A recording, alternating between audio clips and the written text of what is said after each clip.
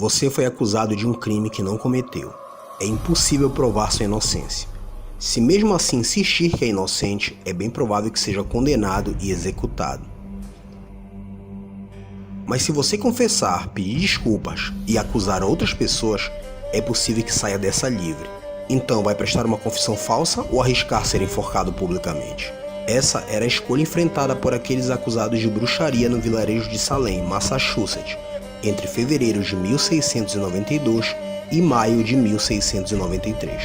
Eles eram vítimas da obsessão pelo sobrenatural e de um fervor religioso mal direcionado em um sistema judiciário que dava mais valor ao arrependimento do que à verdade. Salem foi fundada em 1626 por puritanos, um grupo de protestantes ingleses. A vida era difícil e isolada para o povo de Salem. Diz com vizinhos indígenas e grupo de colonizadores franceses era muito comum. As pessoas temiam a fome e doenças, e a relação entre os aldeões era tensa. Para piorar a situação, em 1692 foi um dos invernos mais frios já registrados. Naquele inverno, duas primas, Betty Perry, de 9 anos, e Abigail Williams, de 11, começaram a se comportar de modo muito estranho. O médico não encontrou nada de errado fisicamente com elas, mas as diagnosticou como estando sob a influência de uma mão maléfica. Os puritanos acreditavam que o diabo causava dano ao mundo através de agentes humanos, ou bruxas, que arruinavam a natureza, invocavam aparições diabólicas e atormentavam as crianças. Conforme as notícias se espalhavam, os sintomas também pareciam se alastrar. Relatos descrevem 12 meninas chamadas de As Afligidas, se contorcendo, tendo ataques e reclamando de formigamentos na pele. 4 das meninas logo acusaram 3 mulheres da comunidade de atormentá-las. Logo, as 3 acusadas foram consideradas perigosas.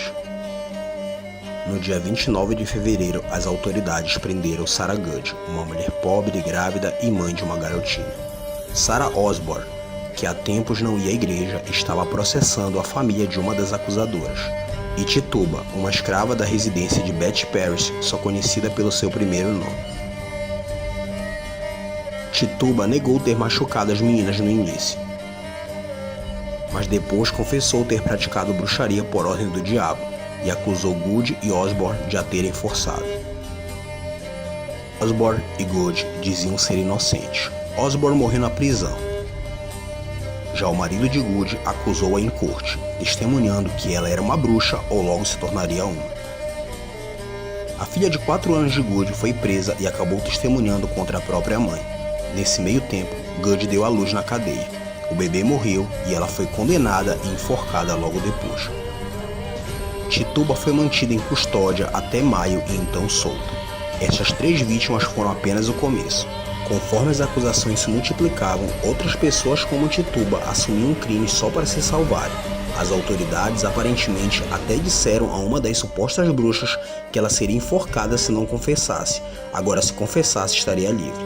Eles não estavam particularmente interessados em investigar as acusações a fundo. Segundo os ensinamentos da igreja deles, eles preferiam que o acusado confessasse, pedisse perdão e prometesse que não mais se envolveria em bruxaria. A corte aceitava todo tipo de provas duvidosas, incluindo as chamadas provas espectrais. As meninas surtavam quando supostamente eram tocadas por fantasmas invisíveis. Complicando ainda mais as coisas, muitos dos júris nos julgamentos eram parentes dos acusados, comprometendo assim a objetividade deles. Aqueles que ousaram opinar, como o juiz Nathaniel, eram vistos como suspeitos. Até a primavera de 1693, mais de 100 pessoas haviam sido presas, e 14 mulheres e 6 homens tinham sido executados. A essa altura, as acusações começavam a se espalhar além de Salem para comunidades vizinhas, e até mesmo personalidades mais poderosas eram alvos. Quando a própria esposa foi acusada, o governador da colônia de Massachusetts suspendeu os julgamentos. Penas foram alteradas, prisioneiros soltos e os aprisionamentos pararam.